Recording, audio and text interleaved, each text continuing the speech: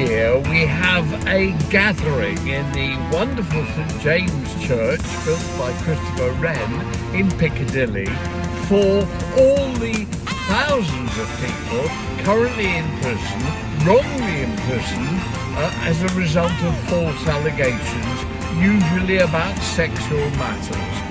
And there's a society that has grown and grown and grown over the years, and we do tend to get together, as I said, once a year, usually around March or so, and we have a service basically just thinking of those people who are locked up at the moment.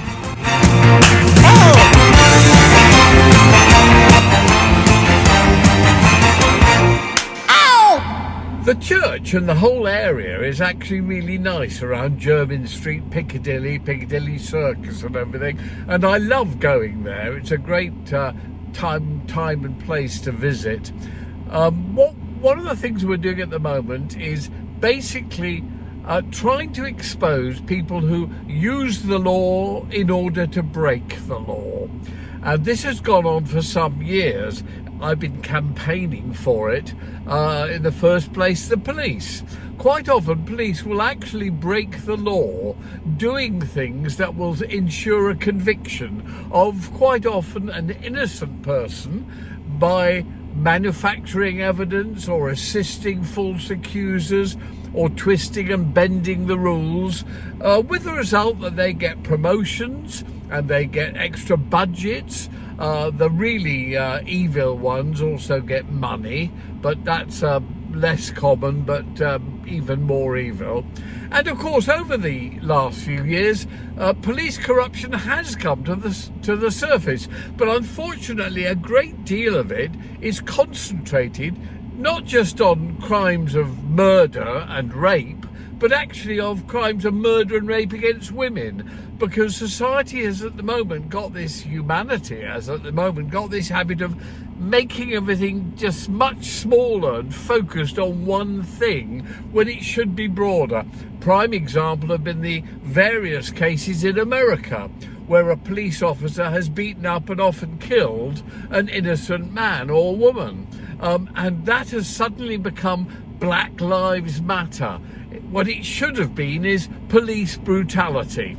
And over here at the moment in the UK, the same has happened in sexual matters. They've suddenly discovered that police officers have been raping and murdering women, and as a result it's all tied into crimes against women by police instead of crimes by police, and police misusing their authority.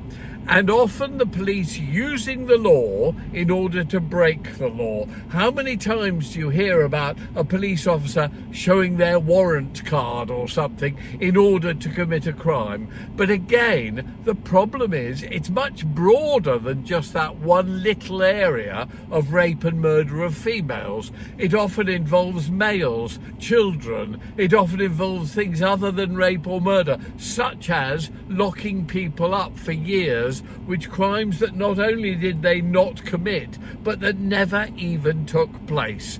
So my campaign this year in 2023 is we get the people who use the law to break the law, which is mainly police and lawyers, an awful lot of lawyers who get away with it.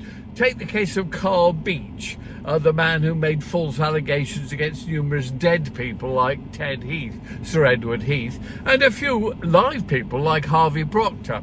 Well, as it happens, because the media picked up because it was a great story, he got exposed, he got prosecuted, which very rarely happens. The police don't like prosecuting false accusers because often it can emerge that they've assisted the false accusers in their crimes.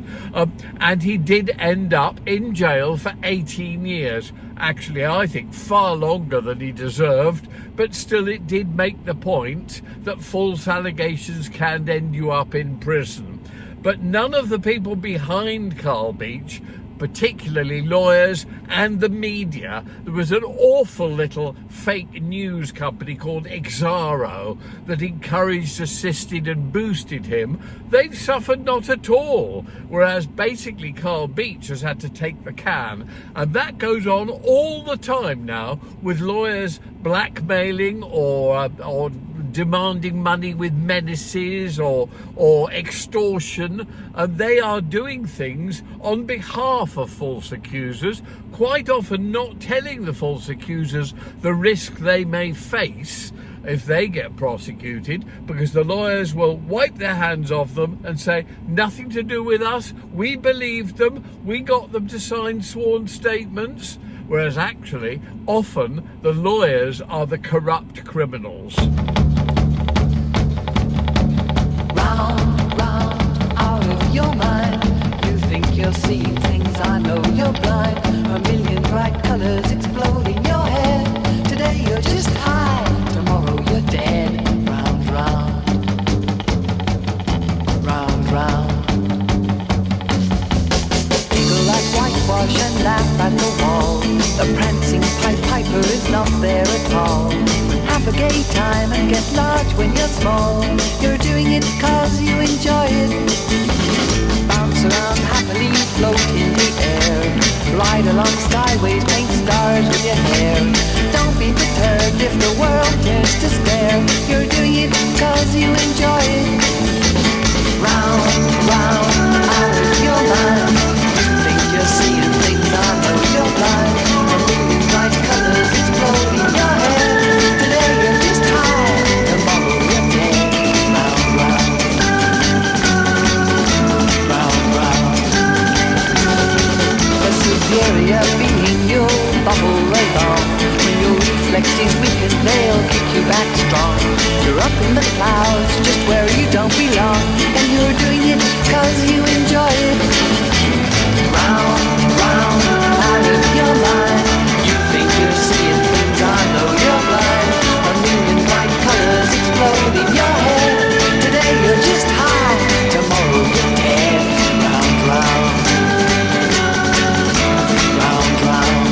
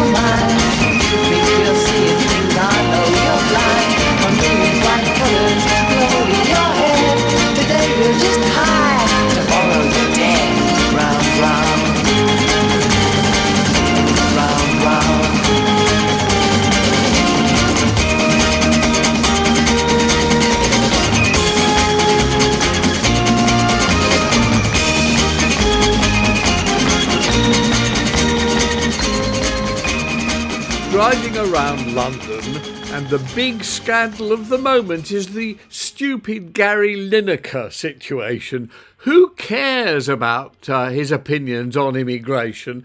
And the problem is nothing to do with immigration. It's to do with whether a freelance person broadcasting on the radio or television or writing in the press should be allowed to express their own opinions in social media. And in the few seconds between doing that voiceover over that clip and doing this voiceover over this clip, Gary Lineker returns to the BBC. The BBC let him back on Match of the Day. We all know there's now going to be an inquiry, and it will be worked out that Gary Lineker has to put up on all his social media posts, "This is my opinion and nothing to do with any of my employers," just in case Walker's Crisps now complain, and the whole thing is blown over. So what does it prove? It proves what I've been saying all along. The media exaggerate and inflate everything. The public go along with what the media does because they feel If it's important to the media, it should be important to you and me. So we have strong opinions on it as well. That gets inflated. The whole thing goes completely out of control. Everybody is influenced by this insane, boring, stupid thing that's going on. And like all the previous boring, stupid, trivial things, Brexit, COVID, Prince Andrew, everything that really doesn't matter, it's completely unimportant, gets built up beyond all proportion and takes over the world. Really, one does have to despair about humanity, falling for the media story again and again.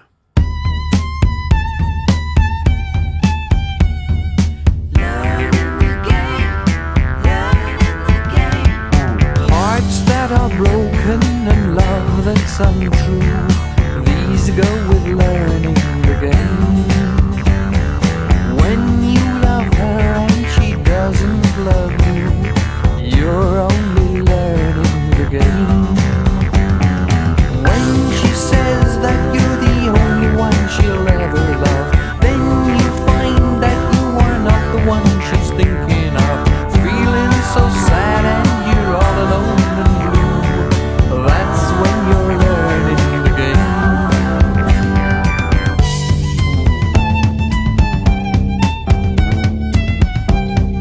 Learning the game.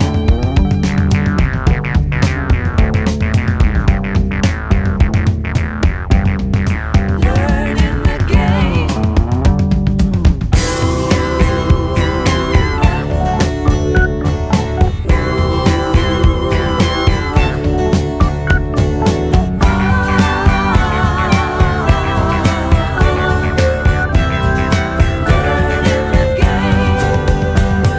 Hearts that are broken and love that's untrue, these go with learning the game.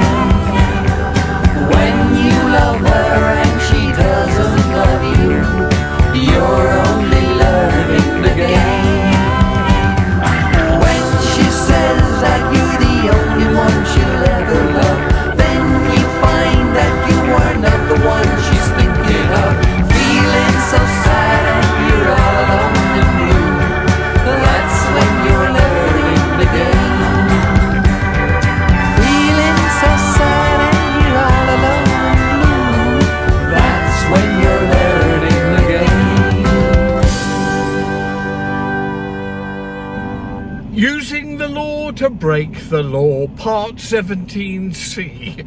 And again, we need to look at the Gary Glitter situation now. Whether or not Gary Glitter is guilty or not guilty, deserves to be at liberty or not, is neither here nor there. The law specifically allowed him to be released on parole. And what happened when he got on parole? We all know what happened. Another inmate, either in the prison or in the hostel that he was in, basically set him up. It told him to ask for certain things, perhaps even gave him a phone, and then sold the story to the newspapers. Media is always prepared to pay large sums of money for an exclusive great story like that was, and he's sent back to prison. Again, using the law to break the law. Whether or not he'll now be found not guilty of breaking his conditions and released again, we shall have to wait and see in future weeks. But again, it's very much the sort of thing that goes on all the time. When I was released 20 odd years ago, in 2005, the media tried to set me up. I'd gone to Hyde Park to do an interview with a TV show, and I had a tip from somebody working on the News of the World that they planned that Sunday to run a large spread on me sitting in the park ogling families. Well, they did indeed do that. I, having been tipped off, got hold of a copy of the News of the World literally as they published it, and the next morning drove down to Hyde Park, found the gentleman who was, funnily enough, an American, who had hired me out the deck chair for me to sit in when doing the TV show, sat me in the chair, took my photograph of me in the chair with the Serpentine River right behind me, and signed a sworn statement that that is where I had been sitting, and not as the photograph, which of course had been photoshopped to show, instead of the Serpentine River behind me, a family walking along pushing a pram with young children gambling around them. And it was completely photoshopped. He signed a statement saying that that was fake. Well, the net result was, of course, that I notified the parole board and everybody, the probation people, on the Monday morning, and they instantly dismissed the whole thing and shrugged their shoulders. It never went anywhere. I was not recalled. At the end of the story, a couple of years later, the News of the World closed down. I don't think they should have done, but they did close down. And I think I might have helped that process. I still don't think they should have closed down, but that's the way karma kicks in. That's one of the problems of society and humanity today. We will go to the extremes. The News of the World should never have been closed down. It simply should have been improved. The morality should have changed. It should have become more responsible, more decent, and contributed to society and humanity. Another example of using the law to break the law this week, Eleanor Williams, sentenced to 8.5 years in prison for the most incredible story of how, starting when she was 16, she, encouraged by the media, including films, TV shows, and of course all the newspaper stories, started making false allegations against men. The police, of course, who are told always believe the victims, even if they are lying, proceeded and arrested several young men, charged a couple of them, sent some to bail places, and ruined their lives, essentially. And this, over the past few months, has been discovered. The police investigated her and discovered she was a complete fantasist, and for years and years had been making up stories, even damaging herself. She bought a hammer to beat herself up. She almost severed a finger on one hand, all of which was intended to back up her stories that she had been multiply raped and trafficked by various people and various men, all of whose lives were ruined, 3 of whom contemplated and very nearly committed suicide. All of this is part of using the law to break the law, and we have to stop this in 2023. So, irritatingly, over the weekend I was coming out of Chinatown into Shaftesbury Avenue, and I was behind a white car, and the white car was just not pulling out into the traffic and was stumbling there for about 4 or 5 minutes. I thought, I guarantee this white car is driven by a woman. I mean, I hate to be sexist about this, but women do not think in many ways the same as men. And sure enough, whoever was driving this white car decided that she was going to reverse, and reversed smack into the front of my car, causing, I thought, substantial damage. Actually, it turned out to be only slight damage. She got out of the car, came up to me rather nervously, said, like women often do, "Oh, I'm terribly sorry. I was looking the wrong way." She wasn't looking in a fucking mirror. That's what she wasn't doing. Anyway, I just told her to piss off, and she did then bravely drive her car out into the traffic, and I zipped off to home. Looking at the car, saw it wasn't in that much damage. What can you do? These things are sent to try us. Poor little baby car. Well, that's it for episode 18 of A Victim Bites Back. Please join me for episode 19 of A Victim Bites Back.